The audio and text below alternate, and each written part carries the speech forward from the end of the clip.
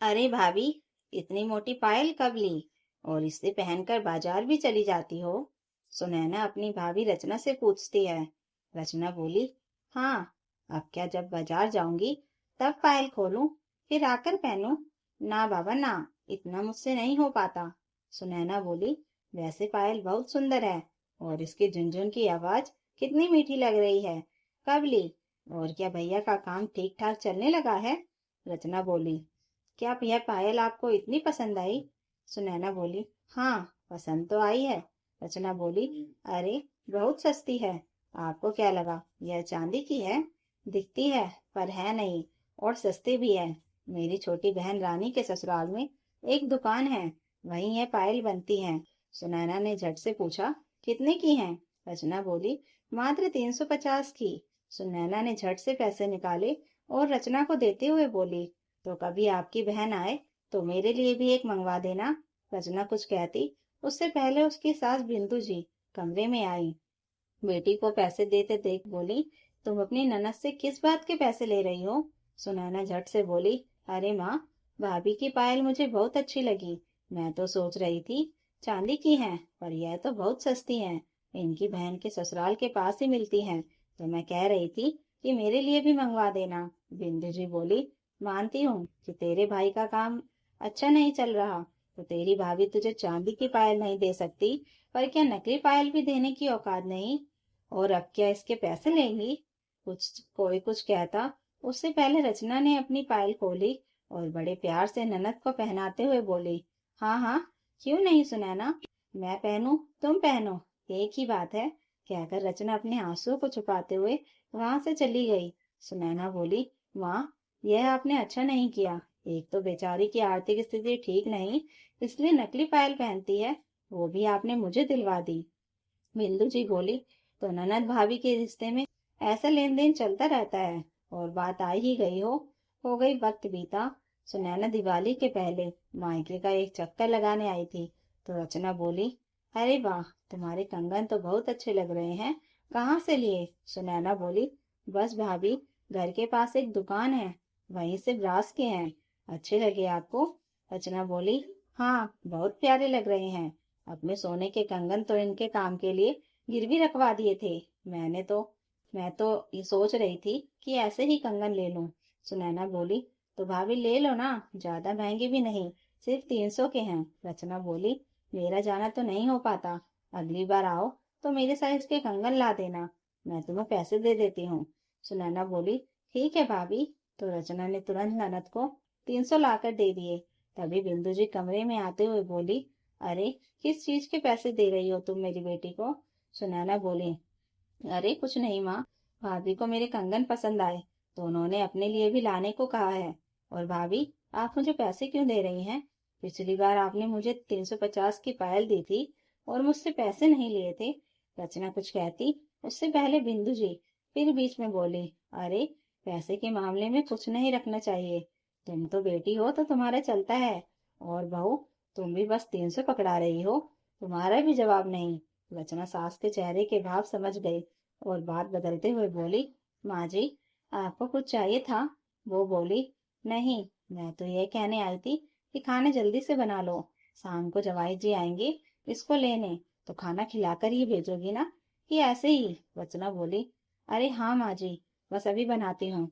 इतना कहकर वो रसोई में चली गई। सुनैना बोली, माँ, आपको मेरे सामने भाभी से ऐसे बात नहीं करनी चाहिए थी। वो कुछ कहती नहीं तो आप हर समय कुछ न कुछ उन्हें सुनाती रहती हैं। थोड़ी देर बाद रचना का पति संजय और सुनैना का पति नवीन दोनों एक साथ घर आए। सबने मिलकर खाना खाया और सुनैना अपने घर चली गई। रचना रसोई साफ करके बिंदु जी के कमरे में पानी का जग रखने जा रही थी, तो उसने सुना बिंदु जी संजय से कह रही थी, बेटा, बहू को पैसा सोच समझ कर दिया करो, पता नहीं कहाँ फालतू का खर्च कर दे। संजय बोला, आपको ऐसा क्यों लगता है माँ? उसे जहाँ जरूरत होती है वो वहीं खर्च करती है। बेटे का जवाब सुनकर बिंदु जी बोली, खैर छोड़ो, यह बताओ तुम्हारा काम कैसे चल रहा है? संजय बोला, ठीक करने की ही कोशिश कर रहा हूँ, पर आजकल काम इतना है कि थक जाता हूँ। जैसे ही रचना कमरे में आई, बिंदु जी बोली, हाय, मेरा बेटा कितना थक जाता है, पर कोई समझे तब ना। संजय बोला, किसे समझाना चाहती हो माँ? वो बोली, किसी को नहीं बेटा, जाओ आराम करो। रचना समझ रही थी कि वह 300 ही उनके दिमाग में घूम रहे हैं। दरअसल रचना के परिवार में ले देकर सिर्फ यह 3 लोग हैं। एक ननद है जो इसी शहर में रहती है और महीने में एक आध बार आ जाती है। बिंदु जी यूं तो अच्छी हैं, पर पता नहीं क्यों जब भी रचना अपने पर कोई खर्च करे तो उन्हें पसंद नहीं आता। हाँ, बेटी को दे तो उनको चलता है। वक्त बीता। रचना की बहन रानी उससे मिलने आई। रचना ने उसकी अच्छे से अवगत की और जब वह जाने लगी तो बड़ी बहन होने के नाते उसे एक साड़ी पर कुछ पैसे रख कर दिए। अब यह बात बिंदु जी को अच्छी नहीं लगी। जैसे ही रानी गई, बिंदु जी बोली, मेरा बेटा सुबह से रात तक कोलू का बैल बनकर कमाता है और तुम उड़ा देती हो। अपने घर और पति का कुछ तो ख्याल रखो। रचना बोली, माँ जी, मैंने कौन सा अपनी बहन को सोना चांदी दे दिया और इनसे कौन से पैसे मांगे? बिंदु जी बोली, उससे पैसे नहीं मांगे तो क्या मायके से लाई या कहीं से चुराए हैं? रचना नम आंखों से बोली, यह आप कैसी बात कर रही हैं? मैं कभी भी अपने खर्चे के लिए इन्हें परेशान नहीं करती। मुझे भी पता है कि इनका काम अभी ठीक नहीं चल रहा है। बिंदु जी बोली, इतना होश होता ना बहू तो आज मेरा बेटा परेशान नहीं होता। कहाँ से लाए तुम यह पैसे? क्योंकि तुम तो कोई जॉब भी नहीं करती। रचना बोली, मानती हूँ मैं कमाती नहीं, पर मैं गृहिणी तो हूँ और मुझे घर खर्चे में बचत कैसे करनी है उतना तो पता है। बुरा मत मानिएगा माँ जी, उस दिन जब सुनैना मुझे पायल के पैसे दे रही थी तब तो आपने लेने से मना कर दिया, और आज जब मैंने उसे कम पैसे दिए तो आपको खलने लगा। बिंदु जी बोली, बात मत बदलो। तुम जो पैसे बचाती हो वो भी मेरे बेटे के हैं, तुम्हारे थोड़ी ना है।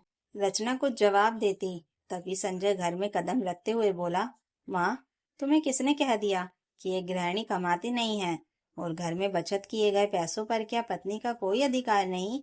माँ, यह बात आप कह रही हैं, जब पापा आपको घर खर्चे के लिए पैसे देते थे तो आप मोल भाव करके बचत करती थी ना? बिंदु जी बोली, हाँ करती थी। पर संजय बीच में बोला, पर क्या माँ, आप उन्हीं पैसों से अपने लिए कुछ न कुछ खरीदती रहती थी या हमें कुछ दिलाती थी, और कई बार तो आपने पापा की भी मदद की है। तो जो पहले आप करती थी आज वही आपकी बहू कर रही है, तो गलत कैसे हुआ? बेटे की बात सुनकर बिंदु जी चुपचाप कमरे में चली गई। संजय बोला, मुझे माफ कर दो, मैं परेशान रहता हूँ, शायद इस कारण माँ तुम्हें बेवजह सुना देती हैं। रचना बोली, कोई बात नहीं, पर क्या आपको भी लगता है कि बचत किए गए पैसों पर पत्नी का कोई अधिकार नहीं? संजय बोला, देखो, जो मैं तुम्हें घर खर्चा देता हूँ उसमें अपनी समझ से अगर तुम कुछ बचा लेती हो तो वह तुम्हारी कमाई है, उस पर मेरा कोई अधिकार नहीं। और इसमें गलत क्या है? आखिर तुम्हारी समझ से ही तो वह बचत हुई, तो उस बचत किए गए पैसों पर पत्नी का ही अधिकार हुआ ना। रचना बोली, थैंक यू मेरा साथ देने और मुझे समझने के लिए। तो दोस्तों, अगर कहानी अच्छी लगी हो तो लाइक कीजिए, कमेंट कीजिए और हाई बटन दबाकर हमें और कहानियाँ लाने के लिए मोटिवेशन दीजिए, और चैनल को सब्सक्राइब जरूर कर लीजिएगा। Thank you for watching.